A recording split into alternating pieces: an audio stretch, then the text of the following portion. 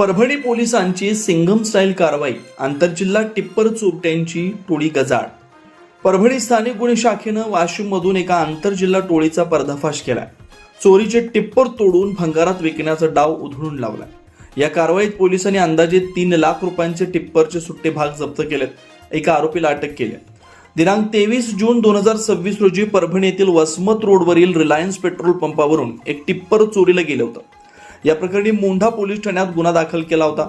परभणी स्थानिक गुन्हे शाखेचे पथक पेट्रोलिंगवर असताना खानापूर फाटा इथं गुप्त बातमीदारांकडून माहिती मिळाली की सदर टिप्पर वाशिम येथील महफूज रहमान शेख रज्जाक आणि त्याच्या साथीदारांनी चोरलं असून ते वाशिममध्ये तोडून ठेवलं। माहिती मिळताच पोलीस पथक वाशिम रवाना झालं।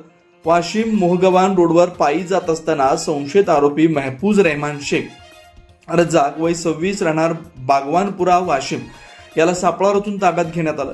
सुरुवातीला उडवाउडवीची उत्तर देणाऱ्या महफूजनं पोलिसी खाक्या दाखवताच गुन्ह्याची कबुली दिली।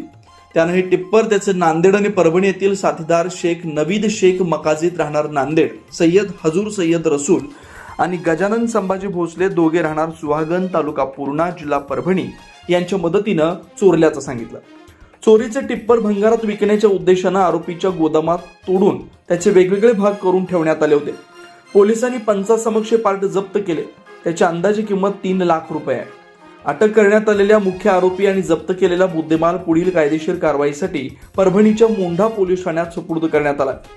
पोलीस सध्या या गुन्ह्यातील इतर फरार आरोपींचा शोध घेत आहेत। पोलीस अधीक्षक पंकज कुमावत यांच्या आदेशावरून स्थानिक गुन्हे शाखेचे सहाय्यक पोलीस निरीक्षक अशोक जायभाय, पोलीस उपनिरीक्षक चंदन सिंह परिहार यांच्या मार्गदर्शनाखाली पोलीस अंमलदार रंगनाथ दुधाटे, महेश कौठाळे, सूर्यकांत फड, केशव लटपटे, सचिन भदरगे, निलेश परसुडे, गजानन क्षीरसागर, हनुमान ढगे आणि चालक उत्तम हनवते यांनी ही कामगिरी केली।